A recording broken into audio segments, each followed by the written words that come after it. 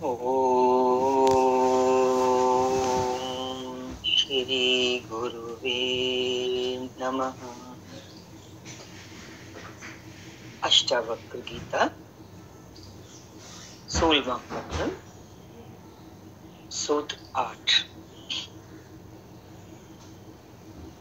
अनुवाद है, प्रवृत्ति से राग। संसार में जब हम प्रवृत्त होते हैं, इन्वॉल्व होते हैं, तो क्या होता है? राग होता है। राग मीन्स आसक्ति या निवृत्ति होती है। आदमी उठना चाहता है संसार से तो उसका त्याग करता है। तो यहाँ कह रहे हैं कि प्रवृत्ति से राग होता है, आसक्ति होती है, और निवृत्ति से, त्याग से द्वेष पैदा होता है। इसलिए बुद्धिमान पुरुष द्वंद्व मुक्त बालक के समान जैसा है वैसा ही रहता है। ये दोनों भी द्वंद्व है, प्रवृत्ति भी और निवृत्ति भी। लेकिन इनसे भी ऊपर जो स्थिति है बुद्धिमान पुरुष की, वो क्या है कि वो इन द्वंद्वों से परे उसकी स्थिति कैसी रहती है? बालक के जैसी। और बालक कैसा है? जैसा है वैसा है। संसार से मुक्ति के लिए दो मार्ग बताए जाते हैं। एक है प्रवृत्ति मार्ग और दूसरा है निवृत्ति मार्ग। बहुत सुंदर शब्द है, हमने बहुत बार सुने, ये सदा हम रखें सामने। प्रवृत्ति मार्ग वाले कहते हैं कि भोग से ही मुक्ति होती है। प्रारब्ध कर्मों के कारण ही ये जीवन मिला है, अतः इन कर्मों के भोगे बिना मुक्ति संभव नहीं है। आत्मज्ञानी को भी प्रारब्ध कर्म तो भोगने ही पड़ते हैं। जो इन कर्मों को भोगने से मना कर संसार छोड़कर भाग जाते हैं, त्याग कर देते हैं, ये तो उनका अहंकार है। कर्मों के नियमों का मानव उन्होंने उल्लंघन कर दिया। एक तो ये प्रकार के लोग हैं। हठ योगी भी हठपूर्वक इंद्रियों की क्रियाओं को तो रोक देते हैं बाहर से, किंतु अंदर वासनाएं चलती रहती हैं अंतःकरण में। और क्योंकि भीतर वासनाएं बनी रहती हैं तो आसक्ति भी बनी रहती है, जिससे वह क्या हो जाता है? भीतर तो वासना है और बाहर से वो हठपूर्वक इंद्रियों को रोक रहा है, तो वो पाखंडी हो जाता है, दिखावा हो गया उसके जीवन उसका। प्रवृत्ति मार्ग वाले ये भी कहते हैं कि जिससे मुक्त होना हो उसे पूरा ही भोग लो। दो मार्ग ऊपर चल रहे थे ना, प्रवृत्ति मार्ग और निवृत्ति मार्ग। तो प्रवृत्ति मार्ग वाले क्या एक अपना और विचार रखते हैं कि जिससे मुक्त होना है उसको पूरा, उसके अंदर पूरे चले जाओ, पूरा देख लो क्या है ये संसार, क्या है सारे भोग, ताकि उसके प्रति घृणा और अरुचि पैदा हो जाए और फिर तुम उससे मुक्त हो। किसी चीज से घृणा हो जाए या उसमें इंटरेस्ट ना रहे तो फिर दोबारा मन उसमें नहीं जाता। विषयों में रस इसलिए आता है कि तुम उससे पूरा भोगते नहीं, आधा आधा भोगते हो। इसके विपरीत ये तो एक मार्ग हो गया, उनकी विचारधारा हो गई प्रवृत्ति मार्ग वाला। इसके विपरीत निवृत्ति मार्ग वाले कहते हैं भोगों से विषय वासना शांत नहीं होती कि तुम भोगो और तब तुम्हारी विषय वासना शांत हो जाए, ऐसा नहीं है। ये कौन कह रहे हैं? ये निवृत्ति मार्ग वाले। उनका कहना है निवृत्ति मार्ग वालों का कि ये आकर्षण ही ऐसा है, भोगों का आकर्षण ही ऐसा है कि जितना भोगोगे उतनी ही वासनाएं बढ़ती जाएंगी। वासना कभी पूरी होती ही नहीं। इच्छाएं तो अनेक है, वे भोग से कभी शांत नहीं होंगी। एक इच्छा भोगोगे, पूरी करोगे, दूसरी खड़ी हो जाएगी, क्योंकि वो अनंत है, उनका कोई अंत ही नहीं इच्छाओं का। तुम सोचो हम भोग भोग के पूरी करके फिर निकल के आए। जैसे आग में घी डालने से आग शांत नहीं होती, ऐसी वासनाएं हैं जो भोगों से शांत नहीं हो सकती। तो निवृत्ति मार्ग वालों का कहना है इसलिए निवृत्ति ही मार्ग है, इन्हें छोड़ देना ही मार्ग है। और छोड़ना भी कैसे होगा, हो पाएगा? दृढ़ संकल्प से। ये दृढ़ संकल्प से ही होगा। किंतु अब देखो इन दो मार्गों के ऊपर अष्टावक्र जी की दृष्टि तो अनूठी है ना। अष्टावक्र जी तीसरी ही बात कहते हैं। वे प्रवृत्ति और निवृत्ति दोनों को ही वासना मानते हैं, ग्रहण और त्याग दोनों को। वे कहते हैं कि प्रवृत्ति से राग पैदा होता है, आसक्ति बढ़ती है, तो निवृत्ति से, छोड़ के भागने से, हठपूर्वक त्याग करने से, अधिक पाने की इच्छा से, शूद्र का त्याग करने से मोक्ष के लिए संसार एवं विषयों को छोड़ देना भी वासना एवं तृष्णा ही है। ऐसी तृष्णा का होना ही बंध है। निवृत्ति से भी द्वेष पैदा होता है कि मैं ये छोड़ूं, किसी चीज से मन में द्वेष पैदा होगा तभी आएगा ना कि हम इसे छोड़े। इसलिए आत्मज्ञानी बुद्धिमान पुरुष प्रवृत्ति और निवृत्ति दोनों से मुक्त होकर बालक के समान निर्द्वंद होकर, उसकी अंतर स्थिति कैसी है? निर्द्वंद, ना प्रवृत्ति ना निवृत्ति। तो फिर कैसी है स्थिति? सरल। बच्चा कैसा होता है? सरल होता है, जैसा है वैसा है। और ऐसा साधक स्वाभाविक जीवन जीता है। बुद्धिमान पुरुष जो आत्मज्ञानी बुद्धिमान, स्वाभाविक जीवन, नॉर्मल, नेचुरल, स्वभाव से जो होता है वो कर लेता है। वासना युक्त होकर आग्रह एवं हठ पूर्वक कर्म नहीं करता और ना ही त्याग करता है। ये ध्यान में रखना कि हठ पूर्वक ना तो हम कोई कर्म करें कि ये मुझे करना ही करना है, ये भोग मुझे भोगना ही भोगना है, और ना ही आग्रह पूर्वक हम किसी चीज का, किसी कर्म का या किसी भोग का हम त्याग ही करें। इस सूत्र का ये सारांश है। अगला सूत्र ले रहे हैं, अनुवाद देखिए। रागी पुरुष दुख से बचने के लिए संसार को त्यागना चाहता है, लेकिन वीतरागी दुख मुक्त होकर संसार के बीच भी खेद को प्राप्त नहीं होता। अब यहाँ एक वीतरागी शब्द आ रहा है। वीतरागी उस पुरुष की स्थिति है जिसके भीतर ना राग है ना द्वेष है, वो तब से मुक्त हो गया है और सरल स्वभाव से अपना स्वाभाविक जीवन जीता है। व्याख्या देख लें। अष्टावक्र कहते हैं कि वो पुरुष भी रागी ही है जो दुखों से बचने के लिए संसार को त्यागना चाहता है। एक राग है ना उसके अंदर, किस चीज का राग? दुखों से बचूं, कैसे ही मैं सुखी हो जाऊं, ये भी एक राग आ सकती है। जो कहता है ये संसार दुख ही दुख है, जन्म दुख है, मृत्यु दुख है, जीना दुख है, मरना दुख है, संसार दुखों की खान है, इसलिए इससे भाग जाओ, भागो, छोड़ो घर बार, छोड़ो पत्नी बच्चे धन संपत्ति आदि, क्योंकि ये सब दुखों के कारण है। किंतु संसार छोड़ने से दुख समाप्त नहीं होते। ये ध्यान देने वाली चीज है। अधिकतर मन में यही आता है ना, अरे मैं कहाँ फंसा हूं, मैं कब छूटूंगा, कौन सा रास्ता है जो मुझे इन सब चीजों से छुड़ा दे। अब छोड़ने से हमारे दुख समाप्त हो जाए ऐसा संभव नहीं है। दुखों का कारण क्या है?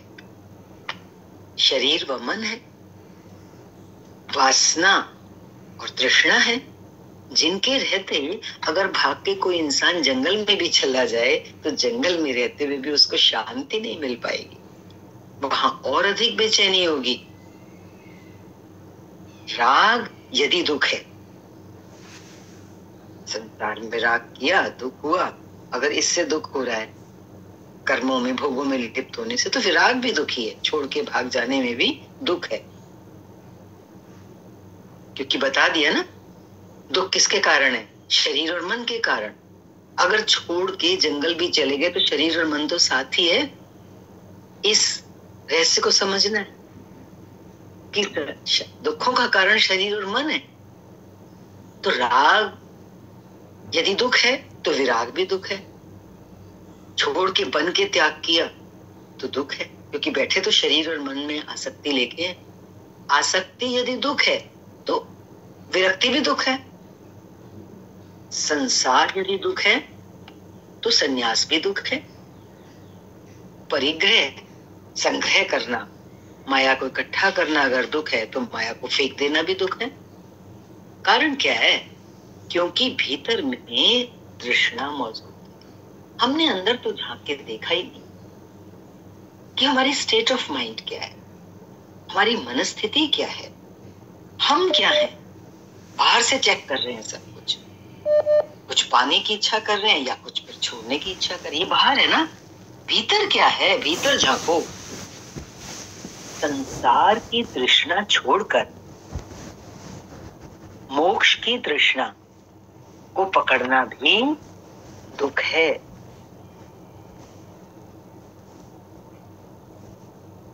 परिग्रह दुख है तो अपरिग्रह भी दुख है। भीतर क्योंकि तृष्णा है, तृष्णा को, संसार की तृष्णा को छोड़कर फिर दूसरी तृष्णा पकड़ ली। एक तृष्णा छोड़ी संसार की तो कौन सी पकड़ी, क्योंकि संसार क्यों छोड़ा, मोक्ष मिल जाए।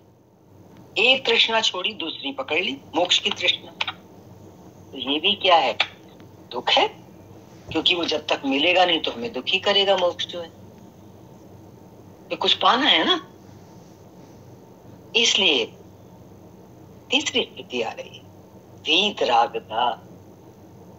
राग और विराग से ऊपर की स्थिति वीतराग।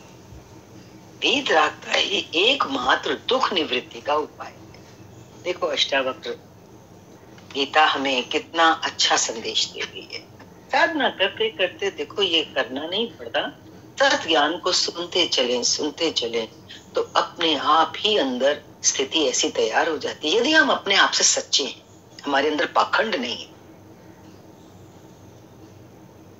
दोनों से पार, राग और विराग दोनों से पार अनासक्त हो जाना ही मोक्ष का उपाय है। ऐसा व्यक्ति संसार में रहकर भी खेद को प्राप्त नहीं होता है। बैठे हैं संसार, जो भी सामने आ रहा है आता है, वो दृष्टा मात्र होकर देखता है। बाहर से भले दुख की लकीरें आए पर भीतर में वो संभाल लेता है अपने आप को। और विरागी जो है वो जंगल में। ऐसा व्यक्ति संसार में रहकर भी खेद को प्राप्त नहीं होता एवं विरागी जंगल। अगर वीतरागी है तो वो जंगल में जाकर भी, अगर वो वीतरागी नहीं है, खाली उसने विराग लिया है, तो वो जंगल में हिमालय में रहकर भी दुखी ही रहेगा। ये कह रहे हैं कि वीतरागी तो संसार में रहकर भी खेद को प्राप्त नहीं होता, लेकिन अगर बन के विराग लिया है, त्याग किया है कुछ पाने के लिए, जैसे कि मोक्ष पाने के लिए, तो जंगल में भी हिमालय में रहकर भी दुखी ही रहेगा। अतः सुख दुख पदार्थों में नहीं है, बाहर नहीं है कि हम बाहर ढूंढे इसको। वो किसमें है सुख दुख? हमारी अपनी मनस्थिति में है। हम भीतर में क्या है, हमारे अंदर क्या तैयारी है। विषयों का रागी ही उनकी पूर्ति नहीं होने पर दुखी होता है। विषयों का रागी। अब विषयों का राग चाहे कुछ प्राप्त करने का हो चाहे त्याग करने का हो, क्योंकि जब हम त्याग करेंगे तो तब भी कुछ लक्ष्य सामने रख के करेंगे ना। जैसे भी ऊपर आया कि संसार का त्याग इसलिए किया कि मोक्ष को प्राप्त हो, तो कुछ प्राप्त करना है। इसलिए कह रहे हैं यहाँ पर विषयों का रागी ही उनकी पूर्ति नहीं होने देता। उनकी पूर्ति नहीं होने पर दुखी होता है। किसकी पूर्ति नहीं होने पर? विषयों की पूर्ति नहीं। जो मन में सोच लिया कि ये मुझे मिल जाए अगर मैं ऐसा कुछ करूं, तो वीतरागता की जो स्थिति है उसको समझना है। क्या समझना है? संक्षेप में देख लें, ना राग ना विराग, जीवन जैसा है। देखो नदी कैसे बहती है, सहज स्वभाव बहती चली जाती है, बहती चली जाती है। वो नहीं सोचती कि मुझे बहना है या रुकना है, क्योंकि बहना उसका स्वभाव है। ठीक इसी तरह से सहज स्वभाव जीवन को जीना, अंदर में एक स्थिति को बनाना, बन ही जाती है जो सच्चा है, जो पाखंडी नहीं है। क्या मुझे तो कुछ नहीं चाहिए, जीवन जैसा आ रहा है वैसा मैं उसको सहर्ष स्वीकार करता चलूं। ये है वीतरागता की स्थिति कि संसार में रहते हुए भी संसार का प्रभाव हमारे ऊपर ना पड़े। ये अभ्यास है। अगला सूत्र देख रहे हैं इसी क्रम में। जिसका मोक्ष के प्रति अहंकार है और वैसे ही शरीर के प्रति ममता है, वह ना तो ज्ञानी है और ना योगी है। वही बात आ रही है ना कि मोक्ष के प्रति भी अगर अहंकार है और शरीर को भी हम मेरा मान के बैठे हैं, तो अभी ज्ञान कहाँ हुआ, योग कहाँ लगा? ये कह रहे हैं इस सूत्र में, वो केवल दुख का भागी है, दुखी ही रहेगा। व्याख्या देख लेते हैं। योगी क्रिया से पहुंचता है। योगी वो अष्टांग योग के योगी की यहाँ बात हो रही है, पतंजलि का जो अष्टांग। तो अष्टांग योगी क्या करता है? वो साधता है अपने। कैसे साधता है? वो 8 अष्टांग मीन्स 8 नियम है योग के। यम नियम, यम नियम में आ जाता है ये करो ये नहीं करो, ये 2 हो गए। आसन प्राणायाम, वो 8 क्रियाएं हैं ना उसमें, उसकी क्रिया से पहुंचता है। धीरे धीरे धीरे धीरे वो अपनी स्थिति को बढ़ाता है। वो विधि पूर्वक एक प्रोसेस है उसका, जिसको फॉलो करके वो एक एक सीढ़ी पार करता हुआ पहुंचता है। क्योंकि वो धीरे धीरे ऊपर चढ़ रहा है, इसलिए उसे गिरने का भय नहीं रहता। गिरता भी है तो एक सीढ़ी नीचे गिरता है और रुक जाता है वहां पर। पूरा जमीन पर जहां से चला था वहां नहीं आ जाता। योग भ्रष्ट में भी जो गीता में आया था, पूर्व पहले जन्म के संस्कार रहते ही हैं, जहां से आगे की यात्रा वो फिर शुरू कर देता है। दूसरा ज्ञानी है। ज्ञानी कैसे पहुंचता है? वो किसी बिना क्रिया के पहुंचता है, बोध मात्र से पहुंचता है। डॉक्टर जी ने यही बताया ना, बोध मात्र ही पर्याप्त। वो ज्ञानी के लिए ज्ञानी है जो बिना क्रिया के पहुंचता है, बोध मात्र से पहुंचता है। वो सीधा ही अस्तित्व से अनस्तित्व में छलांग लगाता है। ये समझेंगे भी, अस्तित्व से अनस्तित्व में छलांग लगाता है। वो क्रिया और साधना को भी बंधन मानता है। जैसे अष्टांग योग वाला क्रिया से बढ़ता है ऊपर अपनी मंजिल की ओर, योग भ्रष्ट साधना करता है, तो वो इन सब चीजों को भी बंधन मानता है। बोध मात्र की रास्ते पर तो चलता है, क्योंकि समस्त क्रियाएं अहंकार को बढ़ाती हैं। ऐसी बात यहाँ क्यों उठ रही है? क्योंकि कुछ भी जब हम करते हैं, चाहे हम योग प्रक्रिया से जाते हैं, चाहे साधना से आगे जाते हैं, तो कुछ करते हैं। जब कुछ भी करेगा इंसान, और जब तक देह बुद्धि है, तो कुछ भी करने से क्या बढ़ेगा? ध्यान देना है हमको, क्योंकि हम भी चल रहे हैं ना साधना के रास्ते में, तो अहंकार पुष्ट होता है। क्रिया से चलने वाले को क्रिया में भी आसक्ति हो जाती है। वह अपने को ज्ञानी योगी मानने लग जाता है, जो अहंकार को ही बढ़ाता है। आगे ना वही वाली बात, बहुत सावधानी है। हम लोग साधना के मार्ग में जो बैठे हैं, पग पग पर पल पल पर ये देखना हमारा अहंकार कहाँ है।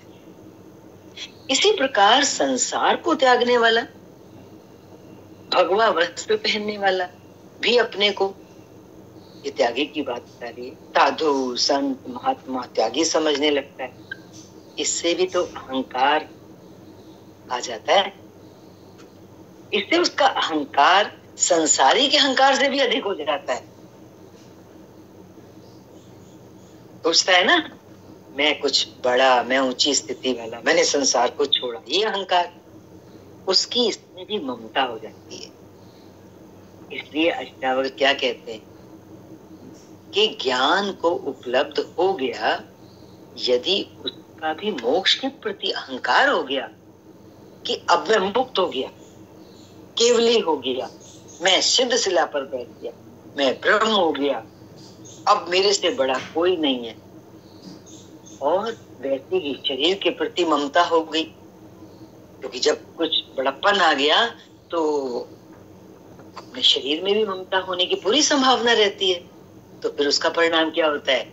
उसके अंदर आता है कि अब लोग इस शरीर की पूजा करें, बैंड बाजे बजा के शोभा यात्रा निकालें, मुझे गुरु तीर्थंकर भगवान माने। तो भाई ऐसा व्यक्ति ना ज्ञानी है ना योगी है, बल्कि वो दुख का भागी ही है। जैसा कि सूत्र के अनुवाद में आया था। अनुवाद एक बार फिर देखें, ये जो हमने अभी व्याख्या पढ़ी है सटीक बैठेगी। वो सूत्र का जो अनुवाद है, जिसका मोक्ष के प्रति अहंकार है, अनुवाद देख रही हूं मैं दोबारा से, जिसका मोक्ष के प्रति अहंकार है और वैसे ही शरीर के प्रति ममता है, वो त्यागी साधु महात्मा जो मोक्ष को प्राप्त हो गए, तो ममता कहाँ बची रह गई? शरीर में। तो वो ना तो ज्ञानी है ना योगी है, वो केवल दुख का भागी है। क्योंकि इतनी साधना करने के बाद भी अगर शरीर में जरा सी भी ममता रह गई, ममता में अहंकार रह गया कि ये मैं हूँ, ये मेरा है शरीर, तो दुख मिलेगा। यही कह रहा है सूत्र, जो सूत्र का अनुवाद, वो केवल दुख का भागी है। और यहाँ भी सूत्र के अंत में क्या कह रहे हैं कि अपने को कुछ मान लिया तो ऐसा व्यक्ति ना ज्ञानी है ना योगी है, वो केवल दुख का भागी ही है। इसी क्रम में अगला सूत्र देख रहे हैं। यदि तेरा उपदेशक शिव है, भगवान शिव से दीक्षा ली हो, उपदेश लिया हो, विष्णु भी साक्षात आके हमें उपदेश दे, या ब्रह्मा जी, तो भी सबके स्मरण के बिना तुझे स्वास्थ्य, कभी कभी अपना स्वास्थ्य जो है ना वो शांति के लिए आता है। एक तो स्वास्थ्य शरीर का होता है, एक स्वास्थ्य का मीनिंग तो स्व में स्थित होना। स्व में स्थित होना मीन्स अपने भीतर गहरे में अपनी आत्मा में स्थित होना, तो उसका तात्पर्य होता है शांति। तो ये सूत्र कह रहा है कि जब अगर तेरा बड़े से बड़ा गुरु भी है, तुझे उपदेश दिया है किसी ने, जैसे शिव हो, विष्णु हो, ब्रह्मा हो, तो क्या कह रहे हैं, तो भी तुझे जब तक तू उनको विसारेगा नहीं, भूलेगा नहीं, तो तुझे शांति मिलने वाली नहीं। बहुत ऊंची चीज पकड़ा रहे हैं अष्टावक्र जी। कहते हैं, अनुवाद व्याख्या देख रहे हैं, क्या कह रहे हैं अष्टावक्र जी कि मुक्ति का तो अर्थ ही विस्मरण है। मुक्ति मिलेगी ही तब जब सब कुछ भूल जाए, तभी तो कह रहे हैं तेरा गुरु शिव हो, विष्णु हो, ब्रह्मा, उसको भी बुलाना पड़े, गुरु को ही बुलाना पड़ता है आखिर में। कह रहे हैं कि मुक्ति का अर्थ विस्मरण ही है। स्मृतियां हमने कहाँ से अर्जित की? जो संसार और संस्कारों से अर्जित है। इस संसार से हम कुछ इकट्ठा करते हैं या पिछले जन्मों के संस्कारों से साथ लेके आते हैं, सभी का ऑल टुगेदर विस्मरण कर देना ही, भुला देना ही मुक्ति है। जब तक इनकी थोड़ी सी भी स्मृति शेष है संस्कारों की, जो कुछ इस संसार से मिला है, कुछ भी अगर यादें बाकी हैं, संस्कार बाकी हैं, तब तक मोक्ष नहीं। क्योंकि संसार बंधन नहीं है। देखो बहुत इंपॉर्टेंट सूत्र है, संसार बंधन नहीं है तो क्या है बंधन? इस सूत्र में बंधन स्मृति को बता दे। स्मृति, गीता में भी अर्जुन ने आखिर में क्या कहा था, मेरी स्मृति लौट आई है। मैं जो विस्मृत कर गया था अपने आप को, मैं जो भूल गया था, वो स्मृति। तो संसार बंधन नहीं है। हमारे जो संस्कार और हमारे जो पिछले जन्म के कर्म या इस संसार में जो कुछ भी हमने अर्जित किया है, जब तक उसको हम विस्मृत नहीं करेंगे, तो जो हमारी स्मृति है, स्मृति में जो हमारी वास्तविकता है, हमारा चैतन्य स्वरूप है, वो हमारा कभी वापस नहीं लौट। और ये हमारे संस्कार, ये संसार की जो स्मृति है, ये बंधन बनी रहती है। तो करना क्या है, इस संस्कार को और पुराने पहले जन्म के संस्कारों को विस्मृत करना, उनको समाप्त करना, इसी से मुक्ति है। ये संसार ही नहीं, अब इससे भी ऊपर, अभी तो बोला ना संसार को विस्मृत करना है, वो कह रहे हैं खाली संसार ही नहीं, इंसान संसार से को तो भुला देता है, फिर किसको पकड़ के बैठ जाता है? ईश्वर, आत्मा, परमात्मा। यहाँ अष्टावक्र जी बहुत ही ऊंची बात कह रहे हैं। क्या कह रहे हैं? ईश्वर, आत्मा या परमात्मा आदि का स्मरण भी बाधा है। क्योंकि स्मरण किससे करेंगे? मैं से करेंगे ना। और मुक्ति में मैं रहता ही नहीं। यदि कोई वास्तव में सच्चे मायने में मुक्ति चाहता है, तो इस मैं का आखिर तक सर्वनाश होना बहुत जरूरी। मुक्ति में तो मैं रहता नहीं है, तो फिर ईश्वर का, आत्मा का, परमात्मा का स्मरण कौन करेगा? कोई हो तो स्मरण हो ना। स्मरण का अर्थ है दो विद्यमान है, स्मरण करने वाला, याद करने वाला, और जिसका स्मरण किया जाए। अतः दो के रहते मुक्ति नहीं, कितनी ऊंची अवस्था है देखिए। यहाँ तक कि जिस गुरु की कृपा से ज्ञान उपलब्ध हुआ है उसका भी विस्मरण करना है। ये सच्ची बात है बिल्कुल। गुरु अपने से भी ऊपर उठाता है। नदी पार होने के बाद जैसे नाव को छोड़ दिया जाता है, उसी प्रकार काम तो पूरा तभी होगा ना जिस उपदेशक से हमें उपदेश मिला है उसको भी हम विस्मृत करने की सामर्थ्य अपने अंदर पैदा कर सके। मानी कि अपने पैरों पे खड़े हो सके। अपने पैरों पे खड़े होने का मतलब है अपने अहंकार को, अपनी मैं को पूरी तरह मिटा सके। यात्रा तो यही है, ज्ञान और कुछ नहीं है। मेरी मैं मिट जाए। यहाँ तक कि जिस गुरु की कृपा से ज्ञान उपलब्ध हुआ है उसका भी विस्मरण करना है, वरना वो गुरु भी बंधन हो जाता है। ऐसा गुरु चाहे शिव, विष्णु अथवा ब्रह्मा ही क्यों ना हो, उनका भी विस्मरण आवश्यक। इसके बिना शांति मुक्ति नहीं मिल सकती। इति अष्टावक्र गीतायां षोडशकं प्रकरणं समाप्तम्। ओम शांति शांति शांति।